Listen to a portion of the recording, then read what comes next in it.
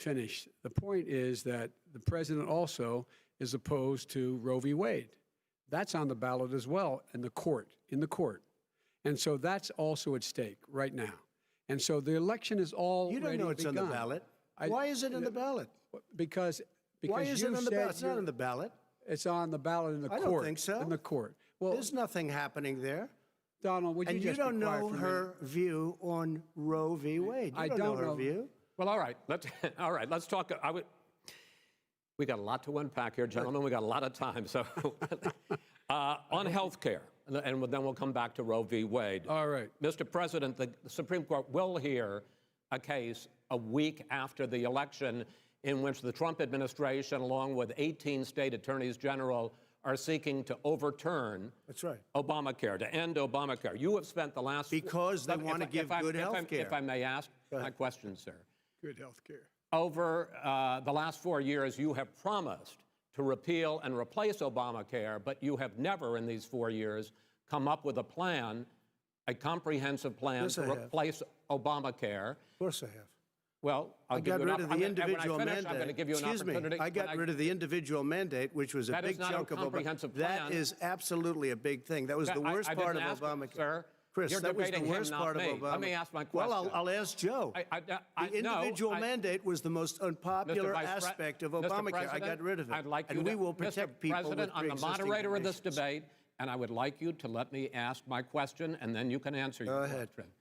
You, in the course of these 4 years, have never come up with a comprehensive plan to replace Obamacare. And just this last Thursday, you signed a largely symbolic executive order to protect people with pre-existing conditions 5 days before this debate. So my question, sir, is what is the Trump health care plan? Right. Well, first of all, I guess I'm debating you, not him, but that's okay. I'm not surprised. Let me just tell you something, that there's nothing symbolic.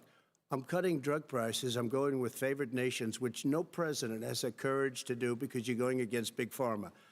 Drug prices will be coming down 80 or 90%. You could have done it during your 47-year period in government, but you didn't do it. Nobody's done it. So we're cutting health care. All of the things that we've done, insulin. I'll give you an example. Insulin. It was destroying families, destroying people. The cost, I'm getting it for so cheap. It's like water, you want to know the truth. So cheap. Take a look at all of the drugs what we're doing, prescription drug prices. We're going to allow our governors now to go to other countries to buy drugs because they pay just a tiny fraction. As I say, this is open discussion. No, let me ask you about, this is big stuff. Sir, you'll be happy. I'm about to pick up on one of your points to ask the Vice President, which is he points out that you would like to add a public option to Obamacare, and the argument that he makes and other Republicans make is that that is going to end private insurance. It is and not. Well, if I can ask you the question, it will end. Not what your party says, by the way. It will end private insurance and create a government takeover of health care. It does not. It's only for those people who are so poor they qualify for Medicaid. They can get that free in most states, except governors who want to deny people who are poor Medicaid. Anyone who qualifies for Medicare Medicaid would automatically be enrolled in the public option. The vast majority of the American people would still not be in that option, number one. Joe, you agreed with Bernie Sanders, who's far left, on the manifesto, we call it, and that gives you socialized medicine. Look, hey, I'm not going to listen to him. The fact of the matter is, I beat Bernie Sanders. Not by much. I beat him a whole hell of a lot. I'm here standing facing you, old buddy. Pocahontas would have left 2 days early. You would have lost every primary. All he knows how to do is Super Tuesday. You got very lucky. Here's the deal. I got very lucky. I'm going to get very lucky tonight as well. And tonight I'm going to make sure, because here's the deal. Here's the deal. The fact is that everything he's saying so far is simply a lie. I'm not here to call out his lies. Everybody knows he's a liar. But you I just want to make sure. Joe, you're the liar. I want to make sure. You graduated last in your class, not first in your class. I want to make sure. Mr. President, can you let him finish, sir? No, he doesn't know how to do that. He has, You'd be surprised. You picked You'd be surprised. the wrong guy, the wrong night at the wrong time. Listen, you agreed with Bernie Sanders to the manifesto. The whole idea. Let him. There is no manifesto, number one. Please let him speak, Mr. President. Number two. You just lost the left. Number two. You just lost the left. You agreed with Bernie Sanders on a plan Folks, absolutely folks, agreed do you have to, any and under that idea plan, what you have this clown's socialized, doing? They call it Mr. Do you Medicare, have any President. socialized medicine. Mr. Well, President, I tell you what, he is not for any help for people needing health care because Bernie? because he in fact already has cost 10 million people their health care that they had from their employers because of his recession. Number one. Number two, there are 20 million people getting health care through Obamacare now that he wants to take it away. He won't ever look you in the eye and say that's what he wants to do. Take it away. No, I want to give them better health care at a much lower price because and by the way, Obamacare he doesn't know how. good. He doesn't know how I've to do already that. fixed it. He has never I've offered already a plan. fixed it to an extent. He has never Obamacare, done a as you single might thing. know, but probably don't. Obamacare gentlemen, you realize is no if you're good, both Joe. speaking at the It's no same good, time, and it's too expensive. let the president go ahead, sir. Obamacare is no good. We made it better, and I had a choice to make very early on. We took away the individual mandate. We guarantee pre-existing conditions, but took away the individual mandate. Listen, this is the way it is. And that destroyed, that they shouldn't even call it Obamacare. Then I had a choice to make. Do I let my people run it really well or badly? If I run it badly, they'll probably blame him, but they'll blame me. But more importantly, I want to help people, okay? I said, you got to run it so well. That's what he's and I known for. just had a meeting with them. They said, the problem is no matter how well you run Obamacare, it's a disaster. It's too expensive. Premiums are too high, and it doesn't work. So we do want to get rid of it. Chris, we want to get rid of it. I understand it, sir, but I have to give you roughly equal time. Good. Please let the vice president talk. Good. He has no plan for health care. Of course we do. Please. He sends out wishful thinking. He has executive orders that have no power. He hasn't lowered drug costs for anybody. He's been promising a health care plan since he got elected. He has none, like almost everything else he talks about. He does not have a plan. He doesn't have a plan. And the fact is, this man doesn't know what he's talking about. All right, I have one final question for you, Sure. Mr. Vice President. If Senate Republicans, we were talking originally about the Supreme Court here, if Senate Republicans go ahead and confirm Justice Barrett, there has been talk about ending the filibuster or even packing the court, adding to the 9 justices there. You call this a distraction by the president, but in fact, it wasn't brought up by the president. It was brought up by some of your Democratic colleagues in the Congress. So my question to you is, you have refused in the past to talk about it. Are you willing to tell the American people tonight whether or not you will support either ending the filibuster or packing the court? Whatever position I take on that, that'll become the issue. The issue is the American people should speak. You should go out and vote. You're in voting now. Vote and let your senators know how strongly you feel.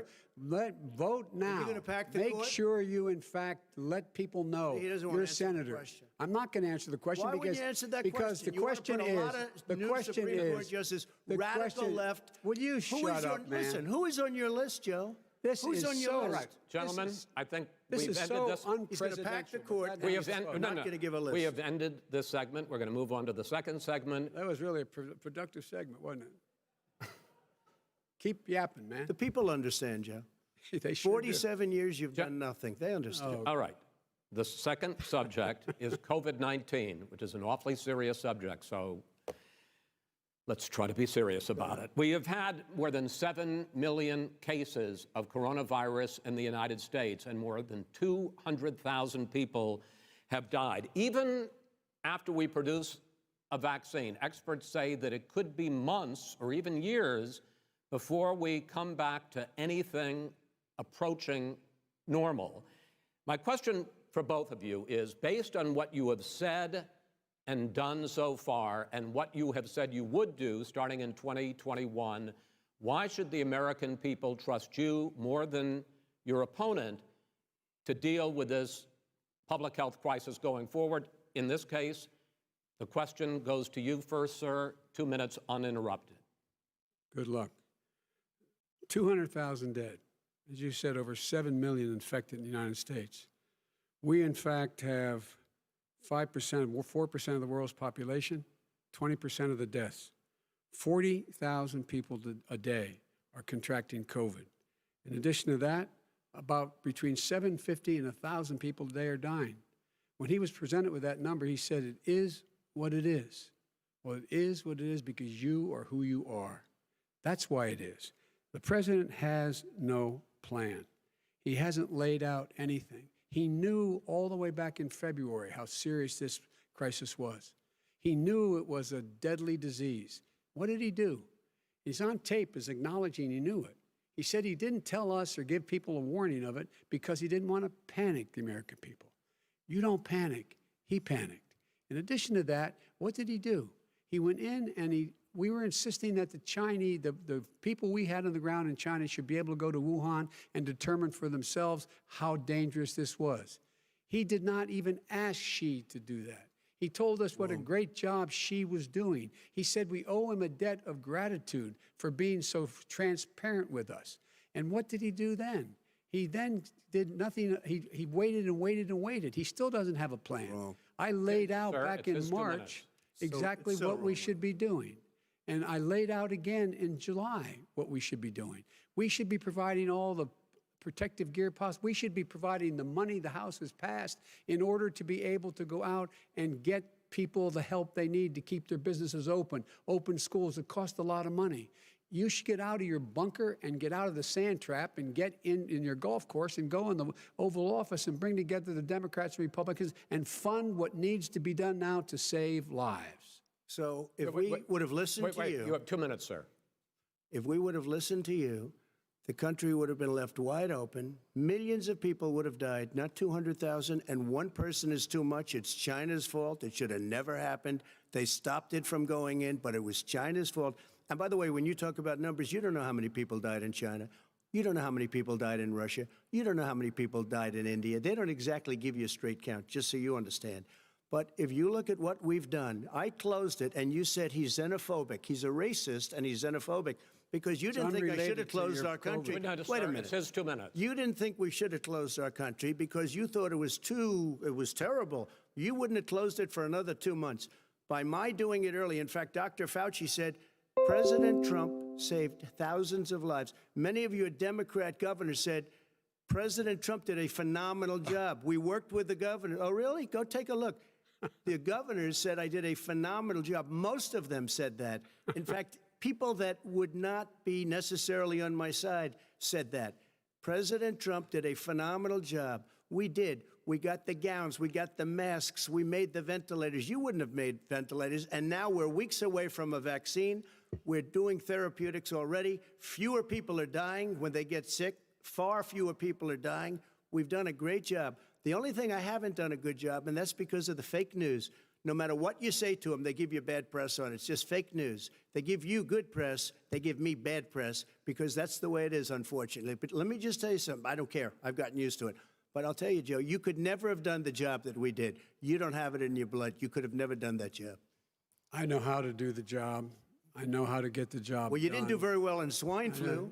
H1N1, you were a disaster. Your own chief of staff said you were a disaster. 14,000 people died, not 200,000. There was A no very- economic recession. Sir, you made a There was, wait, no, there was no lethal recession. disease, You made by a the way. point. Let him answer it. And there was we didn't shut down the economy. This is his economy he's shut down.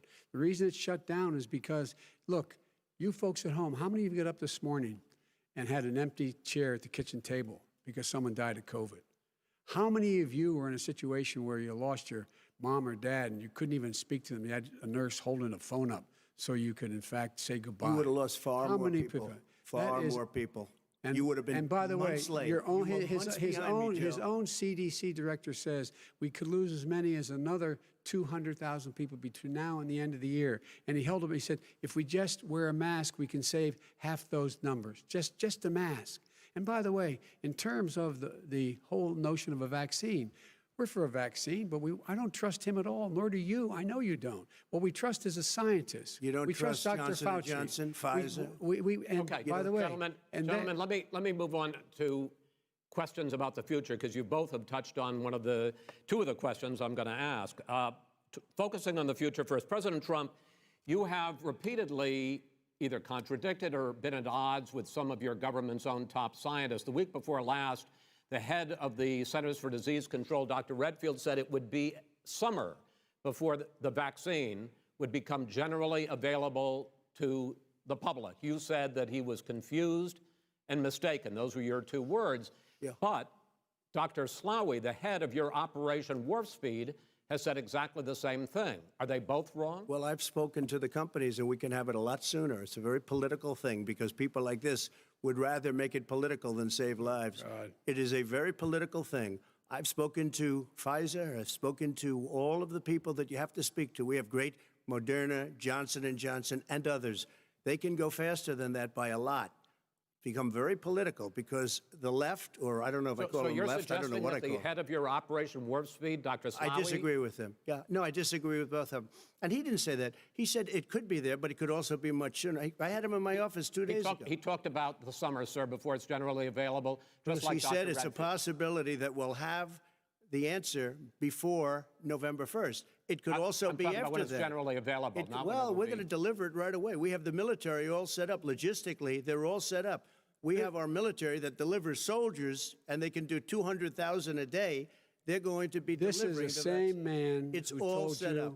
by Easter this would be gone away. By the warm weather, it'd be gone. Miraculous, like a miracle. And by the way, maybe you could inject some bleach in your arm, and that would take care of it. This is the same That was man. said sarcastically, That was and you him. know that. I That don't- was said sarcastically. And so here's the deal. This man is talking about a vaccine. Every serious company is talking about maybe having a vaccine done by the end of the year. But the distribution of that vaccine will not occur until sometime beginning or the middle of next year to get it out, if we get the vaccine. And pray God we will. Pray God we will. Mr. Vice President, I want to pick up, though. You'll have on the that. vaccine I sooner want to than pick that. up on this question, though. You say the public can trust the scientists, but they can't trust President Trump. In fact, you said that again tonight. Your running mate, Senator Harris, goes further, saying the public health experts, quote, will be muzzled, will be suppressed. Given the fact that polls already show that people are concerned about the vaccine and are reluctant to take it, are you and your running mate, Senator Harris, contributing to that fear? No more than the question you just asked him. You pointed out. He puts pressure and disagrees with his own scientists. But you're saying you Everybody can't, or knows. Senator And Harris is saying you can't trust the No, scientists. well, no. You can trust the scientists. She didn't say that. You can't trust She said the public health Did say experts, that. quote, will be muzzled, will be Yes. suppressed. Well, that's what he's going to try to do. But there's millions of scientists, there's thousands of scientists out there, like here at this great hospital, that don't work for him. Their job doesn't depend on him. That's not, they're the people, and by the way. I spoke to the and scientists that are in charge. By the way. They will have the vaccine very soon. Let him finish. Do you believe for a moment what he's telling you in light of all the lies he's told you about the whole issue relating to COVID? He still hasn't even acknowledged that he knew this was happening, knew how dangerous it was going to be back in February, and he didn't even tell you. He's on record as saying it. He panicked or he just looked at the stock market, one of the two, because guess what? A lot of people died, and a lot more are going to die unless he gets a lot smarter, a lot quicker. So- Mr. President? Did you use the word smart? So you said you went to Delaware State, but you forgot the name of your college. You didn't go to Delaware State. You graduated either the lowest or almost the lowest in your class. Don't ever use the word smart with me. Don't ever use that word. Oh, give me a break. Because you know what? There's nothing smart about you, Joe. 47 years, you've done nothing. let's have this debate. And if We'll you see would have who's had, let me just tell you something, Joe. No, If you would have had the charge of what I was put through, I had to close the greatest economy in the history of our country. And by the way, now it's being built again. see, he- and it's We're going to going get up to the fast. economy in the next segment, sir. Okay. It's going up fast. I look Okay. forward to talking When it comes to how the virus has been handled so far, the two of you have taken very different approaches, and this is going to affect how the virus is handled going forward by whichever of you ends up becoming the next president. I want to quickly go through several of those. Reopenings. Vice President Biden, you have been much more reluctant than President Trump about reopening the economy and schools. Why, sir? Because he doesn't have a plan. If I were running, I know what the plan is. You've got to provide these businesses the ability to have the money to be able to reopen with the PPE as well as with the sanitation they need. You have to Tell provide that them to Nancy plastic. Pelosi. Well, he's just shush for a minute. Tell it to Nancy Pelosi. And Schumer, by the Brian way, Chuck. Nancy Pelosi and Schumer, they have a plan. He won't even meet with them. The Republicans won't meet him in the Senate. And he sits in his golf course. And, well, I mean, literally, think about it. You probably play more than I do, Joe. What about this question of reopenings and the fact? Well, he wants to shut down this country, and I want to keep it open. And we did a great thing by shutting it down. Wait a minute, Joe. Let me shut you down for a second, Joe, just for 1 second. He wants to shut down the country. We just went through it. We had to because we didn't know anything about the disease. Now we found that elderly people with heart problems and diabetes and different problems are very, very vulnerable. We learned a lot. Young children aren't. Even younger people aren't. We've learned a lot. But he wants to shut it down.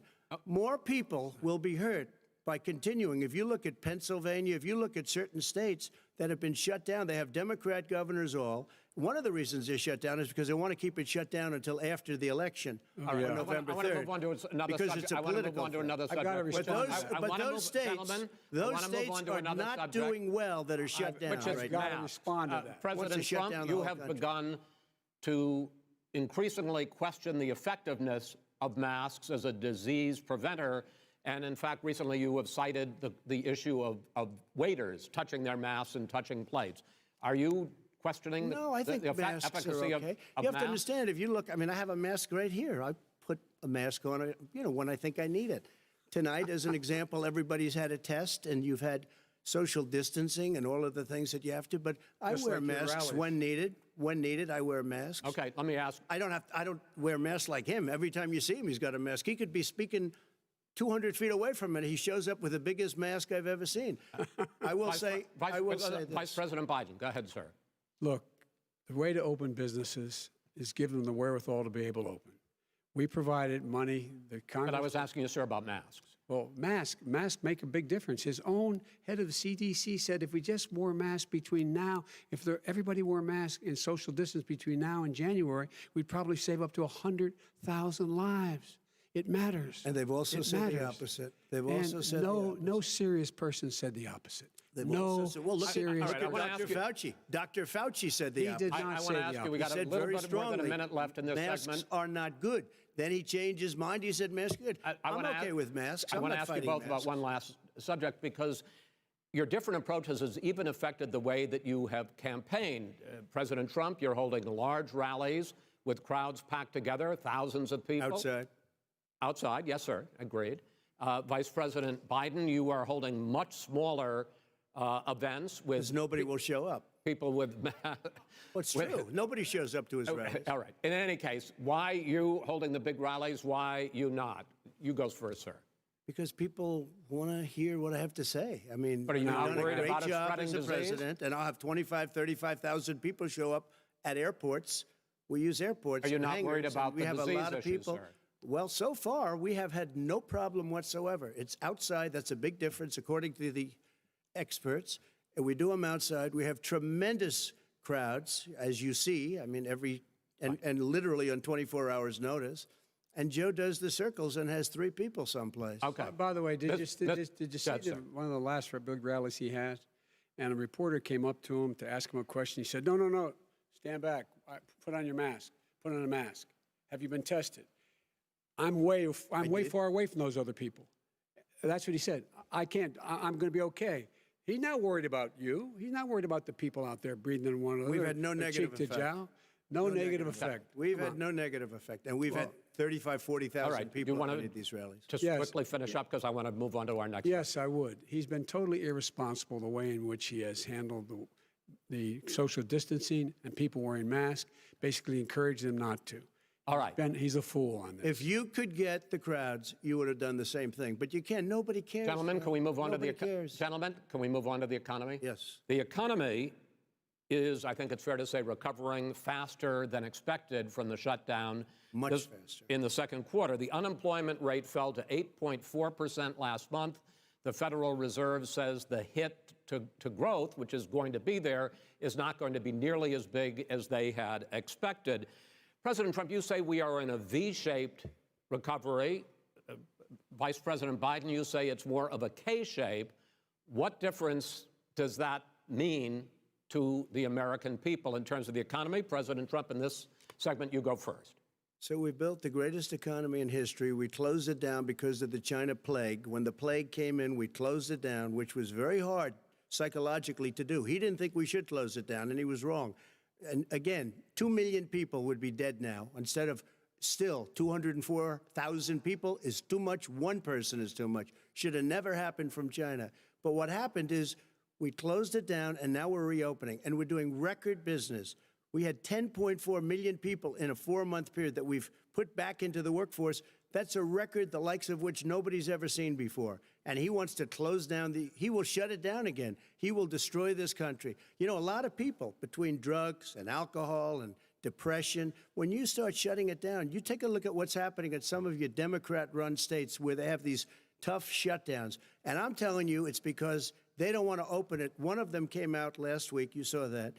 Oh, we're going to open up on November 9th. Why November 9th? Because it's after the election. They think they're hurting us by keeping them closed. They're hurting people. People know what to do. They can social distance. They can wash their hands. They can wear masks. They can do whatever they want. But they got to open these states up.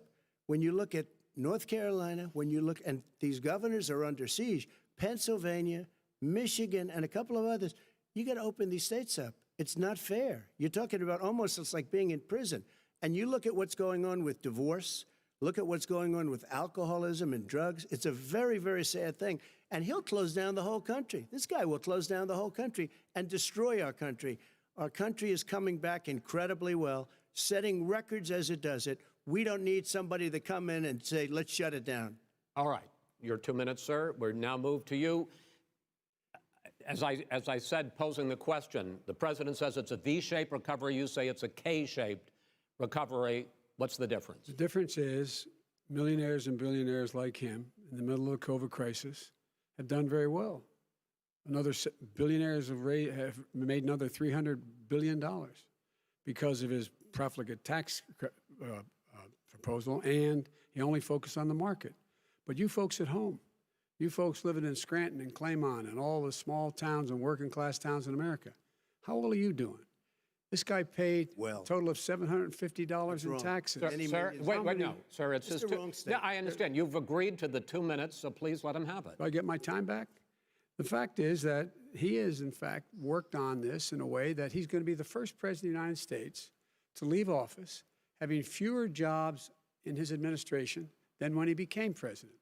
Fewer jobs than when he became president. First one in American history. Secondly, the people who have lost their jobs are those people who have been on the front lines, those people who have been saving our lives, those people who have been out there dying, people who've been putting themselves in the way to make sure that we could all try to make it. And the idea that he is insisting that we go forward and open when you have almost half the states in America with a significant increase in COVID deaths and COVID cases in the United States of America. And he wants to open it up more. Why does he want to open it up? Why doesn't he take care of the American? You can't fix the economy until you fix the COVID crisis. And he has no intention of doing anything about making it better for you all at home in terms of your health and your safety. Schools, why aren't schools open? Because it costs a lot of money to open them safely. You know, they were going to give, his administration was going to give the teachers and school students masks. And then they decided, no, couldn't do that because it's not a national emergency. Not a national emergency. They've done nothing to help small businesses. Nothing. They're closing. 1 in 6 is now gone. He ought to get on the job and take care of the needs of the American people so we can open safely. All right. Your time is up, sir. Well, we are going to get to... I have to respond to that. Well, you both had 2 minutes, sir. Excuse me, he made a statement. So did you. People want their schools, people want their schools open. They don't want to be shut down. They don't want their state shut down. They want their restaurants. I look at New York. It's so sad what's happening in New York. It's almost like a ghost town. And I'm not sure it can ever recover what they've done in New York. People want their places open. They want to get back to their lives. They'll be careful, but they want their schools open. Okay. I'm the one that brought back football. By the way, I brought back Big Ten football. It was me, and I'm very happy to do it. And all right, people of Ohio are very proud of me. And you know how I found out? When he took gentlemen, we're going to get to your economic plans going forward in a moment. But first, Mr. President, as you well know, there's a new report that in 2016, the year you were elected president, and 2017, your first year as president, that you paid $750 a year in federal income tax each of those years. I know that you pay a lot of other taxes, but I'm asking you the specific question. Is it true that you paid $750 in federal income taxes each of those 2 years? I paid millions of dollars in taxes, millions of dollars of income tax. And let me just tell you, there was a story in one of the papers. Show us your tax I paid $38 million 1 year. I paid $27 million Show us your tax 1 year. returns. I went, you'll see it as soon as it's finished. You'll see it. You know, if you want to go to the Board of Elections. There's a 118-page or so report that says everything I have, every bank I have, I'm totally under-leveraged because the assets are extremely good, and we have a very, I built a great company. I'm asking you a specific question, which is... let me tell you... I understand all of that. I understand all of that. No, Mr. President, Go ahead. I'm asking you a question. Will you tell us how much you paid in federal income taxes in 2016 and 2017? Millions of dollars. You paid millions of dollars? Millions of dollars, So yes. not 750? Millions of dollars, and you'll get to see it. And you'll get to see it. But let me just tell you, Chris, let me just tell you something, that it was the tax laws. I don't want to pay tax. Before I came here, I was a private developer. I was a private business people. Like every other private person, unless they're stupid, they go through the laws, and that's what it is. He passed a tax bill that gave us all these privileges for depreciation and for tax credits. We build a building and we get tax credits, like the hotel on Pennsylvania Avenue. You get a massive, which, by the way, was given to me by the Obama administration, if you can believe that. Now, the man got fired right after that happened. But Vice President Biden, you want to respond? Yeah, I do want to respond. Look, the tax code that made him, put him in a position that he pays less tax than a school teacher makes on the money a school teacher makes, is because of him he says he's smart because he can take advantage of the tax code. And he does take advantage of the tax code. That's why I'm going to eliminate the Trump tax cuts. And I'm going to eliminate those tax cuts and make sure that we invest in the people who, in fact, need the help. People out there need help. But why didn't you do it over the last 25 years? Because you weren't president. Because you weren't president screwing things up. You were a senator. And You're by the way, worst you were president America has ever had. Hey, Come Joe, on. let me just tell you, Joe, I've done more in 47 months. I've done more than you've done in 47 years, Joe. We've done things that you never even thought of doing, including fixing the broken military that you gave me, including taking care of your vets. Mr. President, we're talking about the economy. I'd like to ask you about your plans going forward, because, Mr. Vice President, your economic plan, if you were to be elected president, focuses a lot on big government, big taxes, big spending. I want to focus first on the taxes. You propose more than $4 trillion over a decade in new taxes on individuals making more than $400,000 a year and on corporations.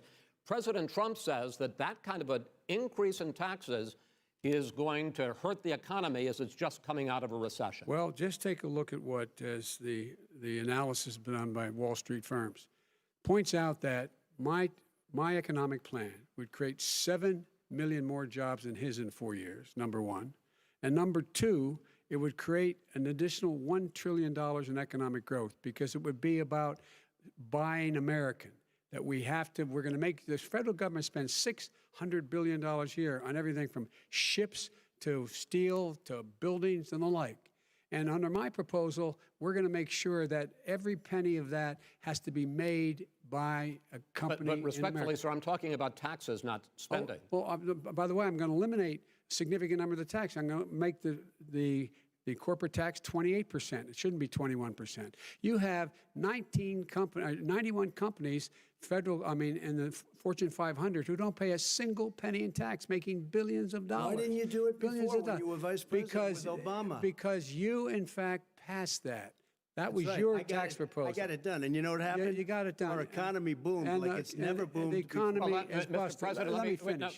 Mr. President, let me pick up on that. You would continue your free market approach, lower taxes, more deregulation, correct? Not lower taxes for the American people. But let me, Excuse me. But in Obama's, you talk about the economy booming, it turns out that in Obama's final 3 years as president, more jobs were created, 1.5 million more jobs than in the first 3 years of your presidency. They had the slowest recovery since economic recovery since 1929. It was the slowest recovery. Also, they took over something that was down here. All you had to do is turn on the lights and you pick up a lot. But they had the slowest economic recovery since 1929. Let me tell you about the stock market.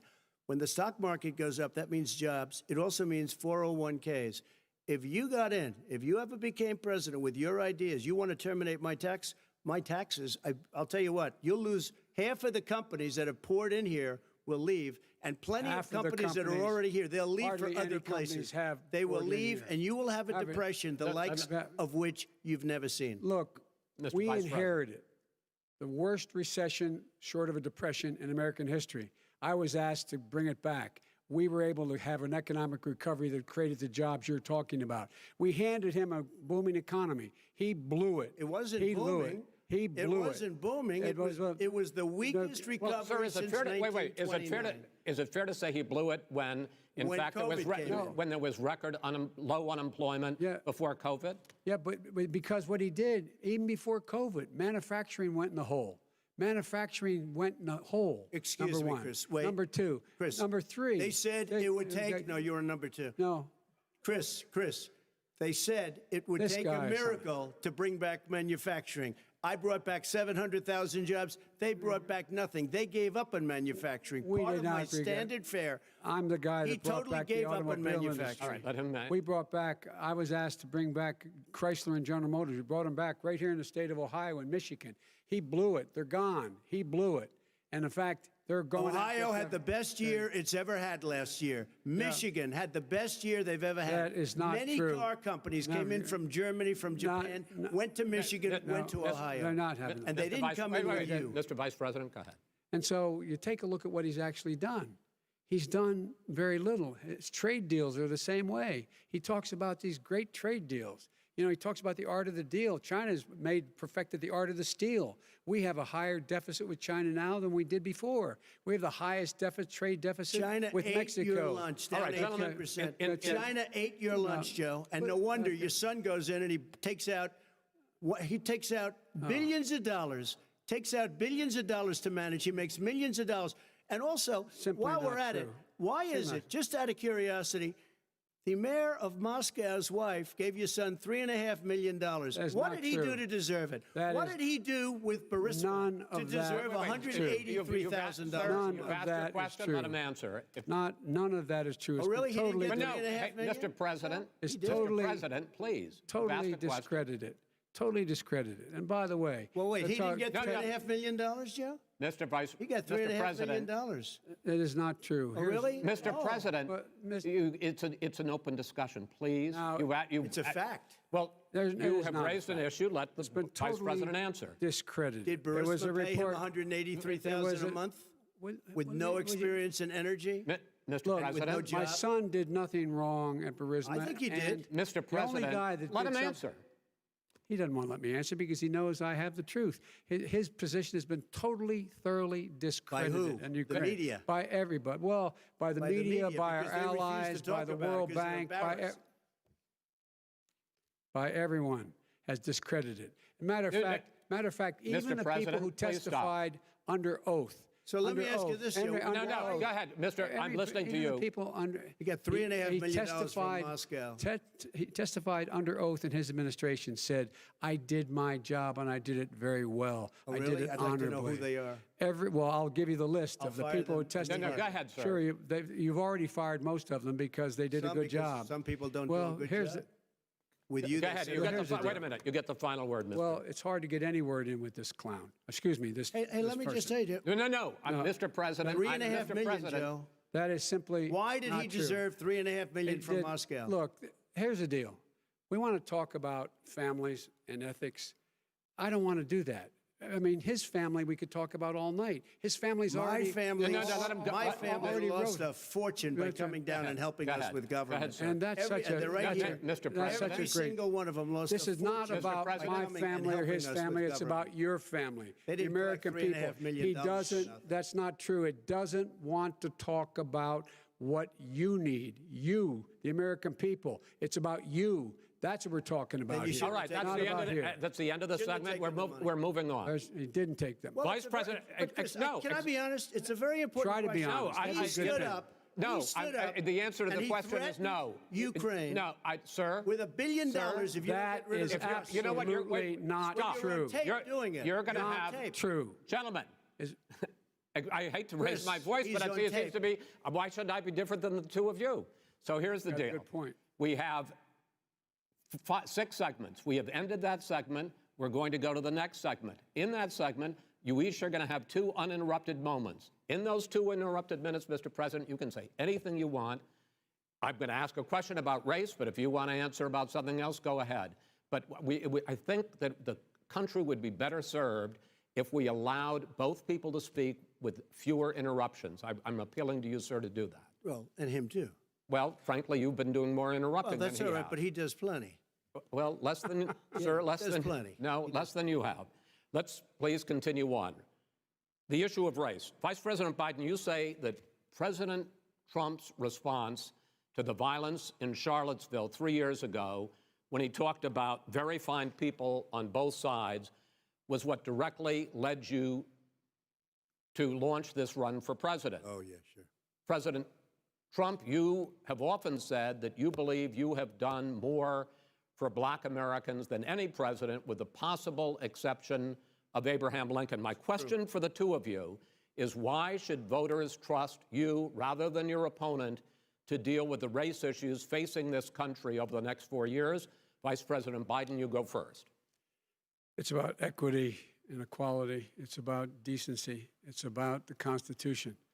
And we have never walked away from trying to require equity for everyone, equality for the whole of America. But we've never accomplished it. But we've never walked away from it like he has done. It is true. The reason I got in the race is when those people, close your eyes, remember what those people look like coming out of the fields carrying torches, their veins bulging, just spewing anti-Semitic bile, and accompanied by the Ku Klux Klan. A young woman got killed. And they asked the president what he thought. He said there were very fine people on both sides. No president has ever said anything like that. Finish the statement. It is whose Now, 2 minutes, sir. second point I'd make to you is that when Floyd was killed, when Mr. Floyd was killed, there was a peaceful protest in front of the White House.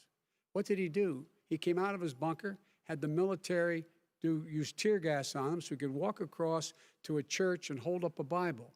And then what happened after that? The bishop of that very church said that it was a disgrace. The general who was with him said all he ever wants to do is divide people, not unite people at all. This is a president who has used everything as a dog whistle to try to generate racist hatred, racist division. This is a man who, in fact, you talk about helping African Americans. 1 in 1,000 African Americans has been killed because of the coronavirus. And if he doesn't do something quickly, by the end of the year, 1 in 500 will have been killed. 1 in 500 African Americans. This man is a savior of African Americans. This man cares at all. This man's done virtually nothing. Look, the fact is that you have to look at what he talks about. You have to look at what he did. And what he did has been disastrous for the African American community.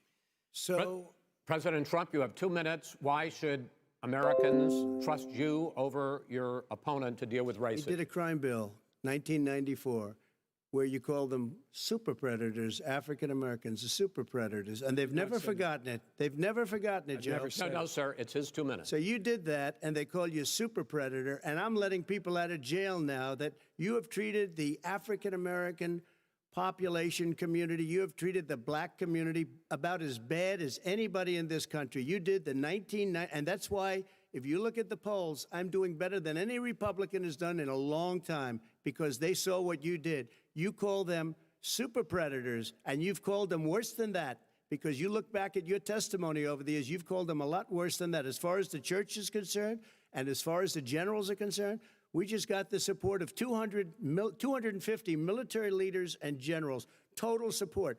Law enforcement, almost every law enforcement group in the United States. I have Florida, I have Texas, I have Ohio, I have Portland. The sheriff just came out today and he said, I support President Trump. I don't think you have any law enforcement. You can't even say the word law enforcement, because if you say those words, you're going to lose all of your radical left supporters.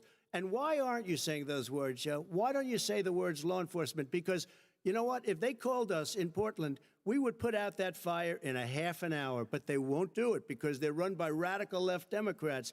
If you look at Chicago, if you look at any place you want to look, Seattle, they heard we were coming in the following day, and they put up their hands, and we got back Seattle.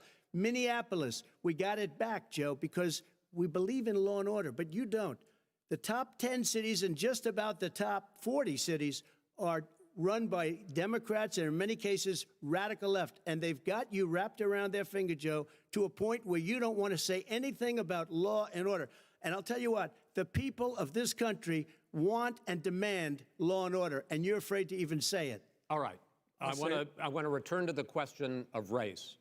Vice President Biden, after the grand jury in the Breonna Taylor case decided not to charge any of the police with homicide, you said it raises the question, quote, whether justice could be equally applied in America. Do you believe that there is a separate but unequal system of justice for blacks in this country? Yes, there is. There's systemic injustice in this country, in education and work and in law enforcement and the way in which it's enforced.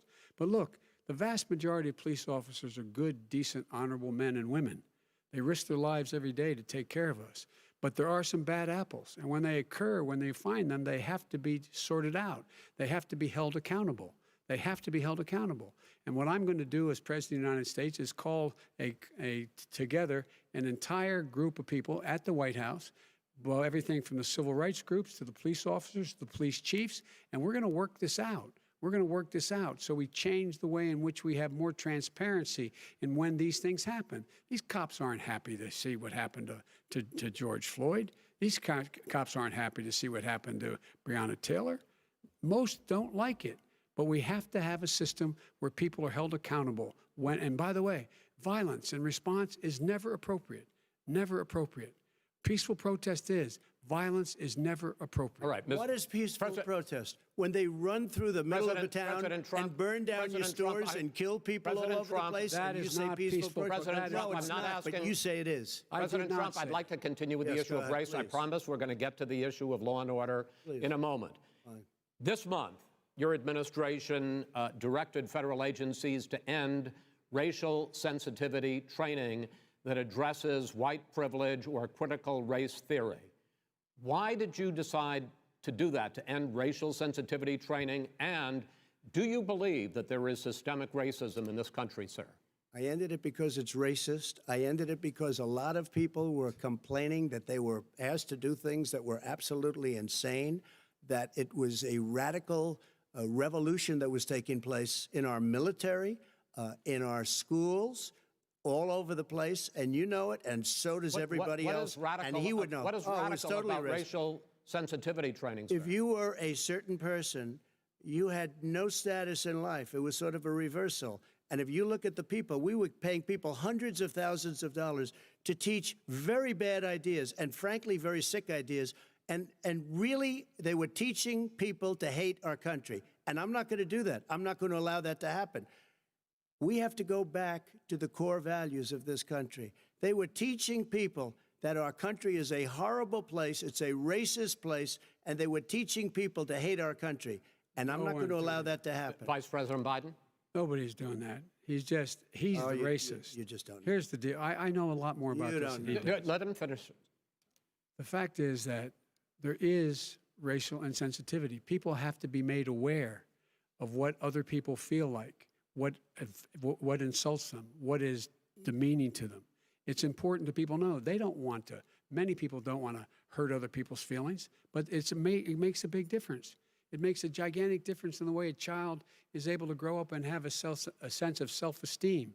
It's a little bit like how this guy and his friends look down on so many people. They look down their nose on people like Irish Catholics like me and grew up in Scranton. They look down on people who don't have money. They look down on people who are of a different faith. They look down on people who are a different color. In fact, we're all Americans. The only way we're going to bring this country together is bring everybody together. There's nothing we cannot do if we do it together. We can take this on and we can defeat racism in America. President Trump, sir. During the Obama-Biden administration, there was tremendous division.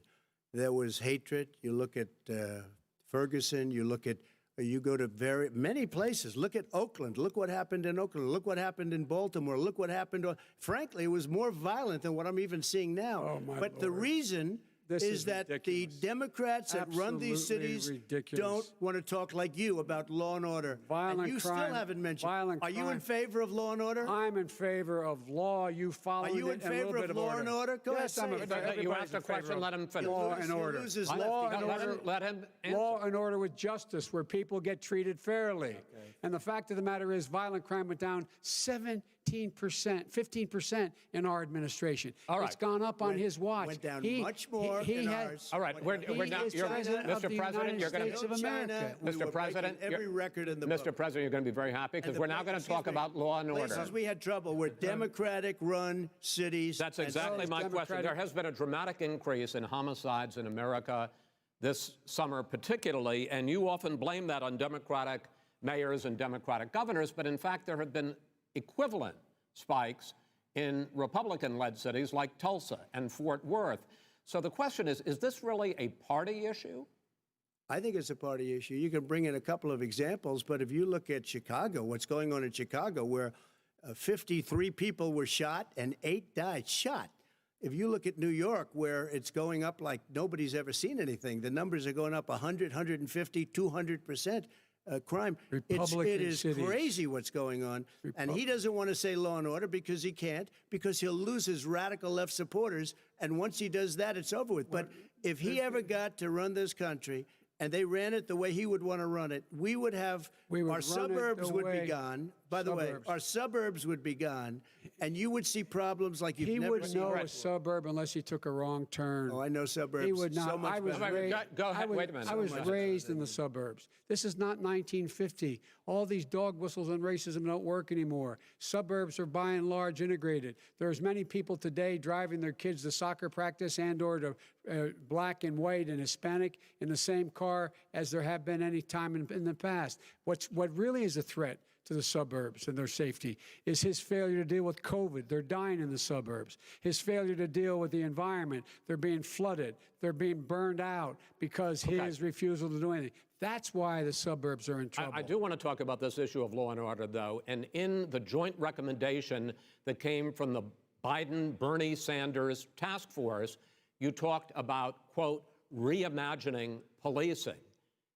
Yeah. First of all, what does reimagining policing mean, and do you support? It means. Let me, if I might finish the question. What does reimagining policing mean, and do you support the Black Lives Matter call for community control of policing? Look, what I support is the police having the opportunity to deal with the problems they face. And I'm totally opposed to defunding the police officers. As a matter of fact, local police, the only one defunding it, his budget calls for a $400 million cut in local law enforcement assistance. They need more assistance. They need, when they show up for a 9/11 call, to have someone with them as a psychologist or psychiatrist to keep them from having to use force and be able to talk people down. We have to have community policing like we had before, where the officers get to know the people in the communities. That's when crime went down. It didn't go up, it went down. And so we have to be engaged. That's not what they're talking about, Chris. That's not what they're talking about. He's talking about defunding the police. That is not true. He doesn't have any law support. Look, he has no law enforcement support. That's not true. Almost nothing. Look. Oh, really? Who do you have? Name one group that supports you. Name one group that came out and supported you. Go ahead. Look, think. We have time. We don't have time to do anything. No, think about it. Name one law enforcement group that came out and supported gentlemen, I think I'm going to take back the moderator's role, and I want to get to another subject, which is the issue of protests in many cities that have turned violent. In Portland, Oregon, especially, we had more than 100 straight days of protests, which I think you would agree. You talk about peaceful protests. Many of those turned into riots. Mr. Vice President, you say that people who commit crimes should be held accountable. The question I have, though, is as the Democratic nominee, and earlier tonight you said that you are the Democratic Party right now, have you ever called the Democratic mayor of Portland or the Democratic governor of Oregon and said, hey, you got to stop this, bring in the National Guard, do whatever it takes, but you stop the days and months of violence in Portland? I don't hold public office now. I am a former vice president. I've made it clear in my public statements that the violence should be prosecuted. It should be prosecuted, and anyone who commits it But should you've be never called for the people, the leader. Excuse me, sir.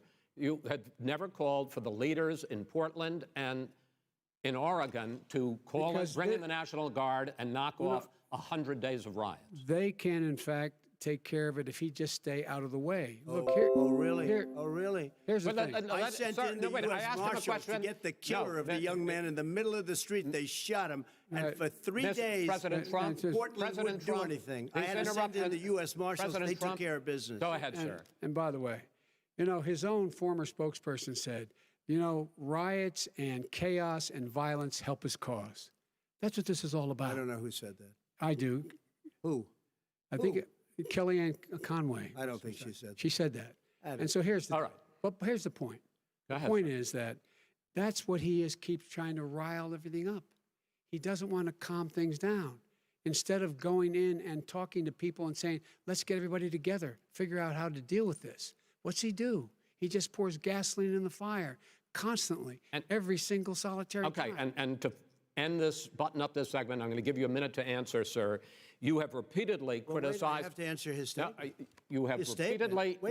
No, you've been talking back and forth. He made a statement. I'm asking you. I would love to end it. Sir, I would love to end it. You know, if you want to switch seats, we could very quickly. We could do that, but I'd send in the National Guard, it would be over. There'd be no problem. Okay. But they don't want to accept the National Guard. You have repeatedly criticized the vice president for not specifically calling out Antifa and other left-wing extremist groups. But are you willing tonight to condemn white supremacists and militia groups and to say that they need to stand down and not add to the violence in a number of these cities, as we saw in Kenosha and as we've seen in Portland? Sure, are you I'm prepared willing to do specifically do it? Well, go ahead, sir. I would say almost everything I see is from the left wing, not from the right wing. So what are you saying? I'm willing to do anything. I want to see peace. Then do it, sir. Say it. Do it. Say it. Do you want to call him? What do you want to call him? Give me a name. Give me a white name. Supremacists and white supremacists. White like me to condemn? White supremacists and right Proud Boys, stand back and stand by. But I'll tell you what. Somebody's got to do something about Antifa and the left, because this is not a right-wing problem. This is a left-wing. FBI director This is a left-wing problem. White supremacist. Antifa's an idea, not an organization. Oh, you got to be not kidding. malicious. That's what his FBI.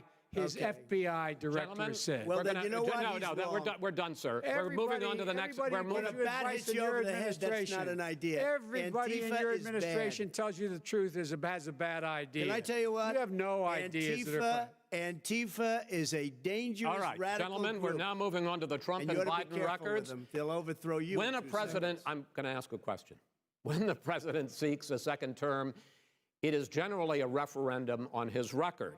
But Vice President Biden, you like to quote one of your dad's sayings, which is, don't compare me to the almighty, compare me to the alternative. And in this case, sir, you are the alternative.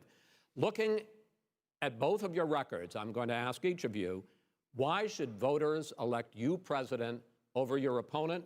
In this segment, President Trump, you go first, 2 minutes. Because there has never been an administration or president who has done more than I've done in a period of 3.5 years. And that's despite the impeachment hoax. And you saw what happened today with Hillary Clinton, where it was a whole big con job.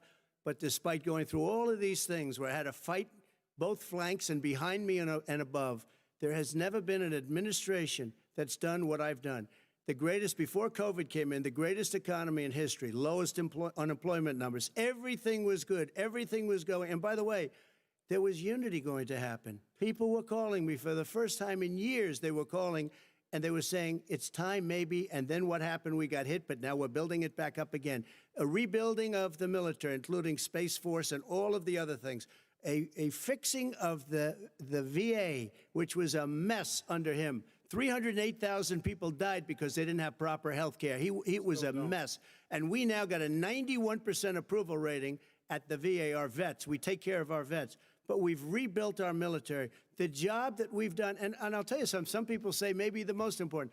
By the end of the first term, I'll have approximately 300 federal judges and Court of Appeals judges, 300, and hopefully 3 great Supreme Court justices. That is a record, the likes of which very few people, and you know one of the reasons I'll have so many judges?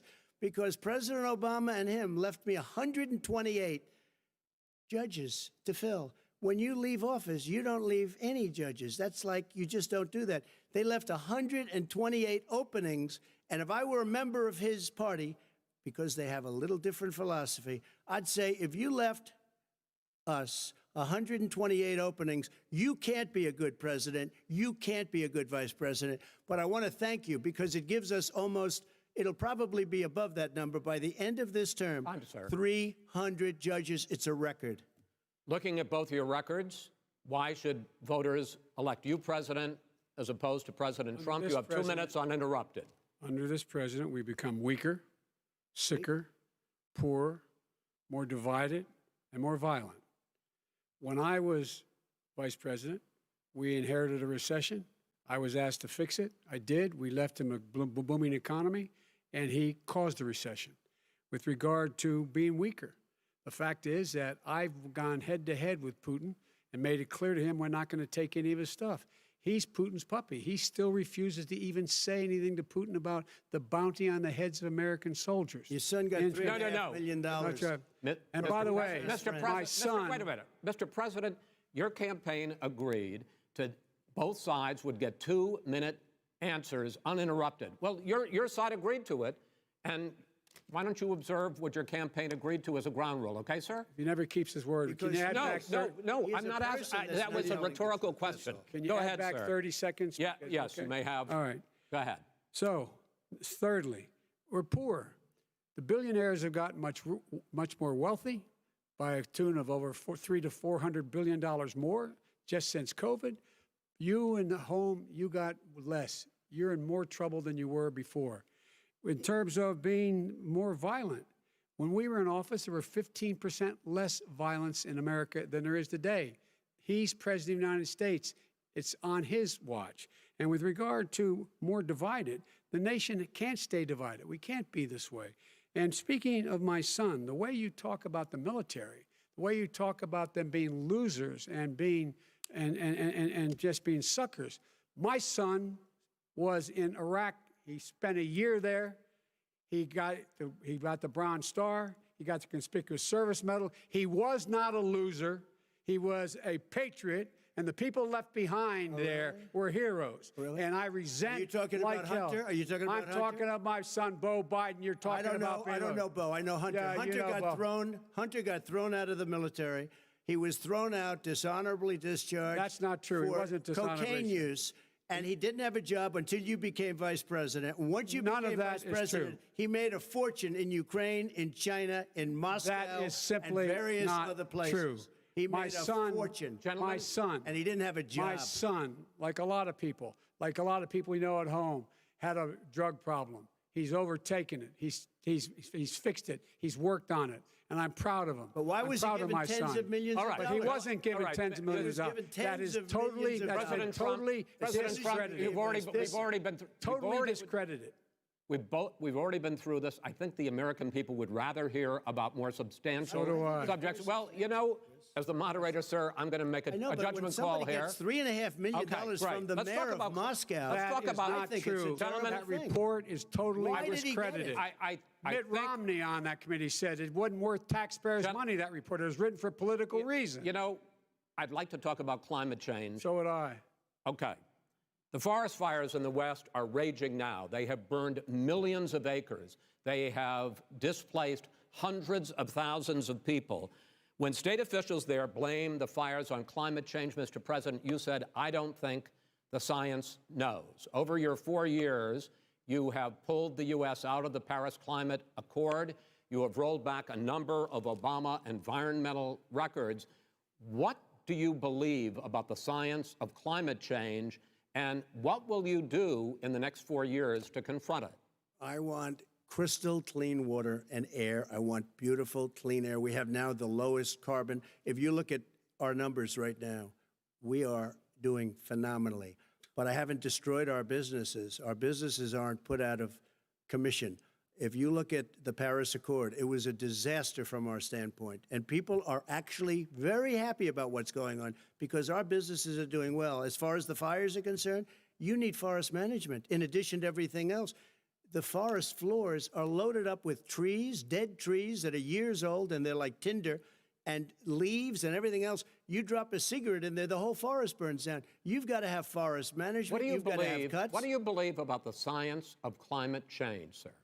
I believe that we have to do everything we can to have immaculate air, immaculate water, and do whatever else we can that's good. You know, we're planting 1 billion trees, the Billion Tree Project, and it's very exciting for a lot of people. That human pollution, greenhouse gas emissions contributes to the global warming of this planet? I think a lot of things do, but I think to an extent, yes. I think to an extent, yes. But I also think we have to do better management of our forests.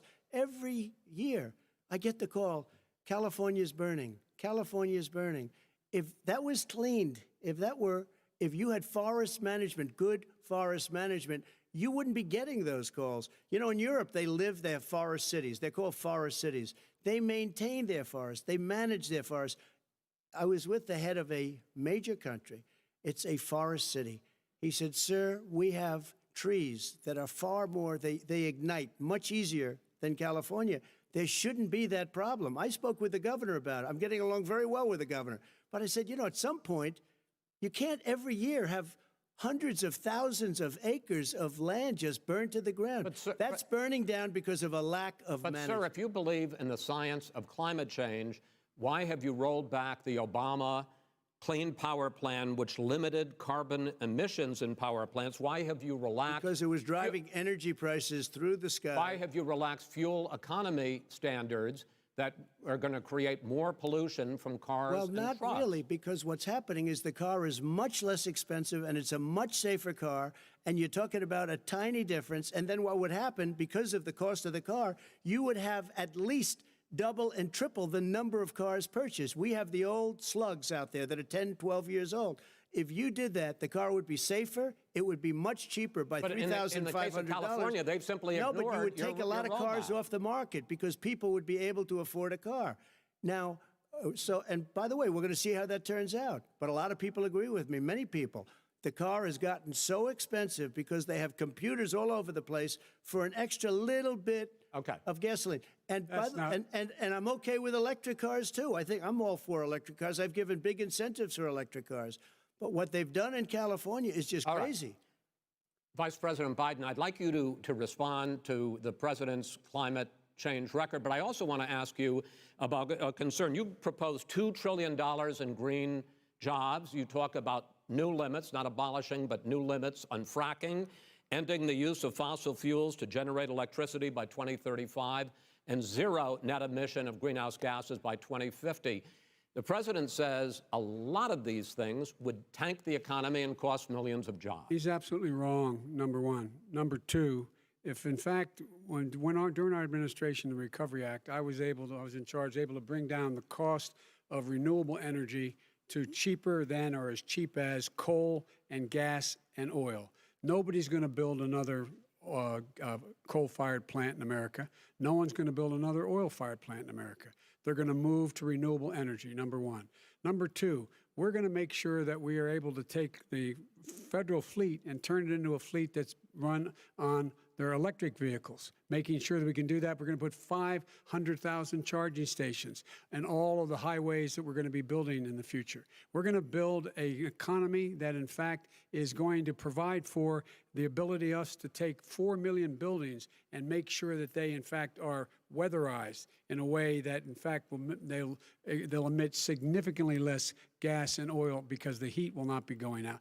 There's so many things that we can do now to create thousands and thousands of jobs. We can get to net zero in terms of energy production by 2035. Not only not costing people jobs, creating millions of good paying jobs, not $15 an hour, but prevailing wage by having a new infrastructure that, in fact, is green. And the first thing I will do, I will rejoin the Paris Accord. I will join the Paris Accord because with us out of it, look what's happening. It's all falling apart. And talk about someone who has no relationship with foreign policy. Brazil, the rainforests of Brazil are being torn down, are being ripped down. More carbon is absorbed in that rainforest than every bit of carbon that's emitted in the United States. Instead of doing something about that, I would be gathering up and making sure we had the countries of the world coming up with $20 billion and say, here's $20 billion. Stop tearing down the forest. And if you don't, then you're going to have significant economic consequences. What about the argument that President Trump basically says that you have to balance environmental interests and economic interests, and he's drawn his line? Well, he hadn't drawn a line. He still, for example, he wants to make sure that methane's not a problem. You can now emit more methane without it being a problem. Methane.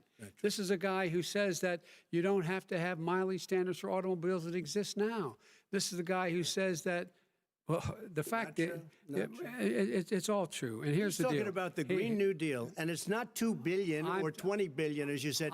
It's $100 trillion. I'm talking about where they want to rip down buildings and rebuild the building. No, it's the dumbest, most ridiculous, where airplanes are out of business, where two-car systems are out, where they want to take out the cows too. That's not true either, right?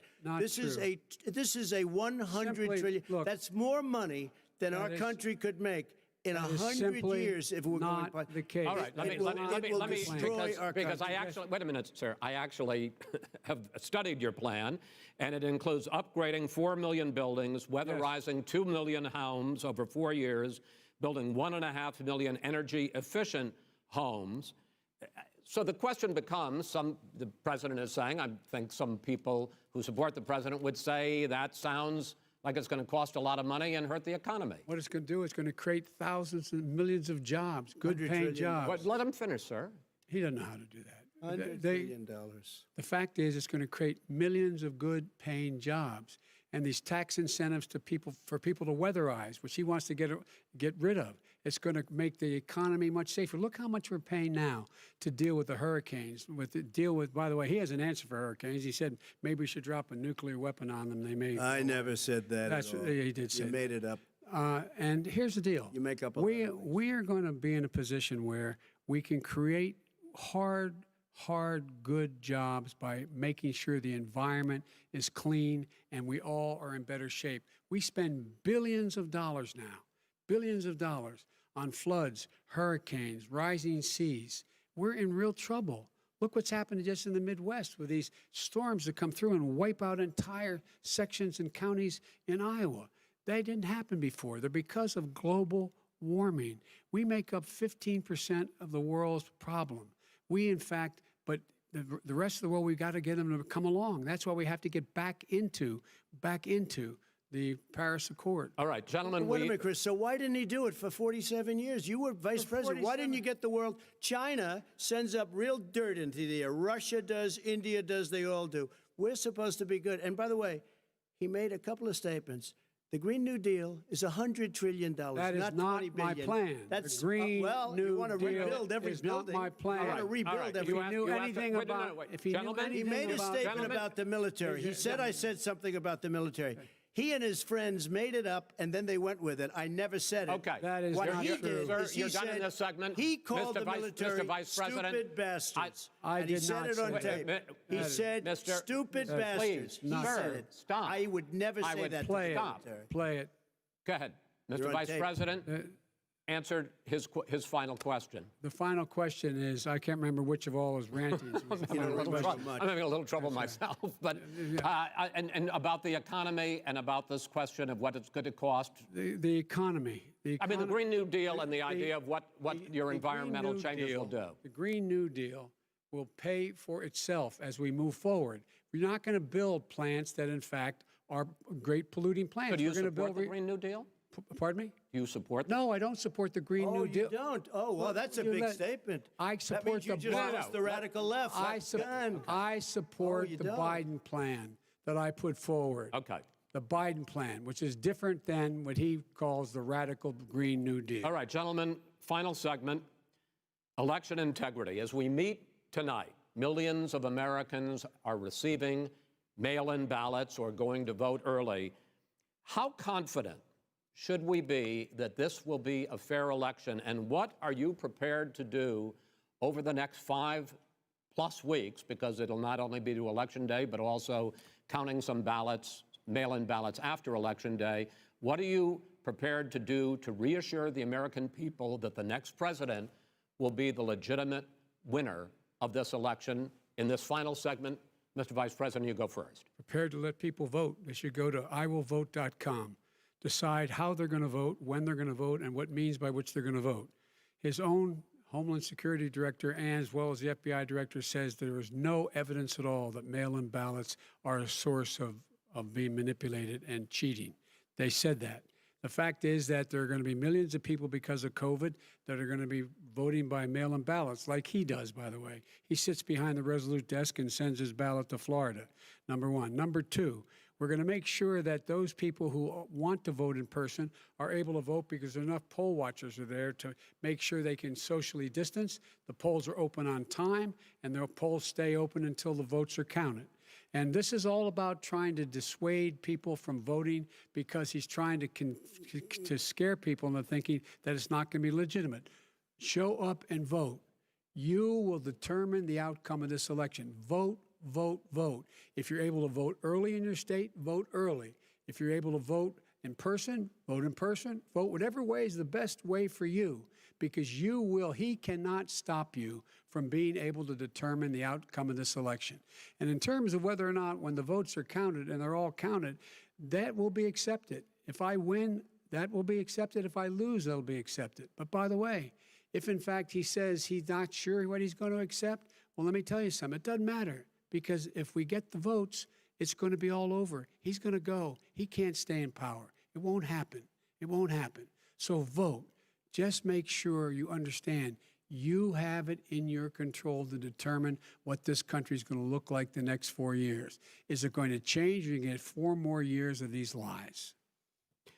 Mr. President, 2 minutes. So when I listened to Joe talking about a transition, there's been no transition from when I won. I won that election. And if you look at crooked Hillary Clinton, if you look at all of the different people, there was no transition, because they came after me trying to do a coup. They came after me spying on my campaign. They started from the day I won, and even before I won, from the day I came down the escalator with our First Lady. They were a disaster. They were a disgrace to our country. And we've caught them. We've caught them all. We've got it all on tape. We've caught them all. And by the way, you gave the idea for the Logan Act against General Flynn. You better take a look at that, because we caught you in a sense, and President Obama was sitting in the office. He knew about it too. So don't tell me about a free transition. As far as the ballots are concerned, it's a disaster. A solicited ballot, okay, solicited is okay. You're soliciting, you're asking, they send it back, you send it back. I did that. If you have an unsolicited, they're sending millions of ballots all over the country. There's fraud. They found them in creeks. They found some with the name Trump, just happened to have the name Trump just the other day in a waste paper basket. They're being sent all over the place. They sent 2 in a Democrat area. They sent out 1,000 ballots. Everybody got 2 ballots. This is going to be a fraud like you've never seen. The other thing, it's nice on November 3rd, you're watching and you see who won the election. And I think we're going to do well, because people are really happy with the job we've done. But you know what? We won't know. We might not know for months, because these ballots are going to be all over. Take a look at what happened in Manhattan. Take a look at what happened in New Jersey. Take a look at what happened in Virginia and other places. They're not losing 2%, 1%, which, by the way, is too much. An election could be won or lost with that. They're losing 30 and 40%. It's a fraud, and it's a shame. And can you imagine where they say you have to have your ballot in by November 10th? November 10th.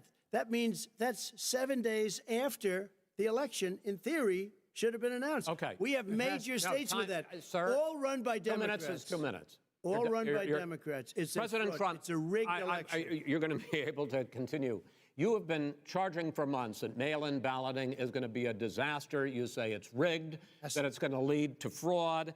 But in 2018, in the last midterm election, 31 million people voted mail-in voting, that was a quarter, more than a quarter of all the voters that year cast their ballots by mail. Now that millions of mail-in ballots have gone out, what are you going to do about it? And are you counting on the Supreme Court, including a Justice Barrett, to settle any dispute? Yeah, I think I'm counting on them to look at the ballots, definitely. I hope we don't need them in terms of the election itself. But for the ballots, I think so, because what's happening is incredible. I read today, where at least 1% of the ballots for 2016 were invalidated. They take them, we don't like them, we don't like them. But what They are you throw going to them do out about it? left There and are right. millions of ballots going out What right you now. do What is are you gonna go do? and vote. You do a solicited ballot, No, and that's I okay, know or your you go and complaint. vote. I'm asking you about the fact that millions of people You go and vote. You go and No, vote, but like what I'm they saying is, what are like you they gonna do used about to the in fact the that old. millions of people? You either do, Chris, a solicited ballot where you're sending it in, they're sending it back, and you're sending. They have mailmen with lots of it. Did you see what's going on? Take a look at West Virginia. Mailmen selling the ballots. They're being sold. They're being dumped in rivers. This is a horrible thing for our country. There is no. This is not. There is no. This is not evidence of going to that. end well. There is Okay. no This evidence is of that. not going Vice to President end well. Biden. 5 states fact, have had go ahead, mail-in sir. ballots for the last decade or more. 5, including 2 Republican states. And you don't have to solicit the ballot. It's sent to you. It's sent to your home. What we're saying is, they're saying is that it has to be a postmark by the time, by Election Day. If it doesn't get in till the 7th, 8th, 9th, it still should be counted. He's just afraid of counting the votes because he knows You're what the wrong. outcome You're is. wrong. No, I want to continue with you on I this, love Vice counting the President votes. Biden. Chris, because he's so wrong when he makes in a fact, statement no, like that. excuse me, Vice President Biden, the biggest problem, in fact, over the years with mail-in voting has not been fraud historically. It has been that sizable numbers, sometimes hundreds of thousands of ballots are thrown out because they have not been properly filled out, or there is some other irregularity, or they missed the deadline. So the question I have is, are you concerned that the Supreme Court, with a Justice Barrett, will settle any dispute? I'm concerned that any court would settle this because here's the deal. When you get a ballot and you fill it out, you're supposed to have an affidavit. If you didn't know, you have someone say that this is me. You should be able to, if in fact you can verify that's you before the ballot is thrown out, that's sufficient to be able to count the ballot because someone made a mistake and not dotting the correct I. Who they voted for, testify, say who they voted for, say it's you, that is totally legitimate. All right. Excuse me, Chris, when you have 80 million ballots, Gentlemen, I have a final Senate question. and swamping the system, you know it can't be done. You know it can't, and already All there's right. been So now, fraud. Mail service delivers wait a minute, gentlemen. In the 185 final million question pieces of is, mail a day. in million 8 ballots. states, we can keep talking. In 8 it's a states, disgrace. election workers are prohibited, currently by law, 8 states, from even beginning to process ballots, even take them out of the envelopes and flatten them until Election Day. That means that it's likely, because there's going to be a huge increase in mail-in balloting, that we are not going to know on election night who the winner is, that it could be days, it could be weeks. Could be months. Until we find out who the new president is. So first for you, sir, finally for the Vice President, I hope neither of you will interrupt the other. Will you urge your supporters to stay calm during this extended period, not to engage in any civil unrest, and will you pledge tonight that you will not declare victory until the election has been independently certified? President Trump, you go first. I'm urging my supporters to go into the polls and watch very carefully, because that's what has to happen. I am urging them to do it. As you know, today there was a big problem. In Philadelphia, they went in to watch. They were called poll watchers, a very safe, very nice thing. They were thrown out. They weren't allowed to watch. You know why? Because bad things happen in Philadelphia, bad things. And I am urging my people. I hope it's going to be a fair election. If it's a fair election, them what? I am 100% on board. But if I see tens of thousands of ballots being manipulated, I can't go along with that. And I'll tell you what, does that from mean, a common sense, does that mean you're going to tell your people to take to the It means you street? have a fraudulent election. You're And what are sending you out gonna do? 80 And million what would you ballots. do about that? They're not equipped to. These people aren't equipped to handle it. Number one. Number two, they cheat. They cheat. Hey, they found ballots in a waste paper basket 3 days ago. and they all had the name military ballots. They were military. They all had the name Trump on them. Vice President You think Biden, that's good? Vice President Biden, final question for you. Will you urge your supporters to stay calm while the vote is counted, and will you pledge not to declare victory until the election is independently certified? Yes, and here's the deal. We count the ballots, as you pointed out. Some of these ballots in some states can't even be opened until Election Day. And if there's thousands of ballots, it's going to take time to do it. And by the way, our military, they've been voting by ballots since the end of the Civil War, in effect. And that's what's going to happen. Why was it not? Why is it for them somehow not fraudulent? It's the same process. It's honest. No one has established at all that there is fraud related to mail-in ballots, that somehow it's a fraudulent process. It's already been established. Take a look at Carolyn Maloney's race. I asked you had an opportunity to respond. Look at Carolyn Maloney. Go ahead. They have no idea what Vice happened. President Biden, go ahead. He has no idea what he's talking about. Here's the deal. The fact is, I will accept it, and he will too. You know why? Because once the winner is declared, after all the ballots are counted, all the votes are counted, that'll be the end of it. That'll be the end of it. And if it's me, in fact, fine. If it's not me, I'll support the outcome. And I'll be a president not just for the Democrats. I'll be a president for Democrats and Republicans. And this guy, I want to see an Okay, honest ballot count. Gentlemen, you say that's the end of it? This is the end of this debate? Honest ballot count. We're And I going to think leave he it does there. too. To be continued as in more debates as we go on. President Trump, Vice President Biden, it's been an interesting hour and a half. I want to thank you both for participating in the first of 3 debates that you have agreed to engage in. We want to thank Case Western Reserve University and the Cleveland Clinic for hosting this event. The next debate, sponsored by the Commission on Presidential Debates, will be 1 week from tomorrow, October 7th, at the University of Utah in Salt Lake City. The 2 vice presidential nominees, Vice President Mike Pence and Senator Kamala Harris, will debate at 9 p.m. Eastern that night. We hope you watch. Until then, thank you and good night. Clearly, this was the most chaotic presidential debate I've ever seen, and I suspect most of you, if not all of you, have ever seen the most chaotic presidential debate.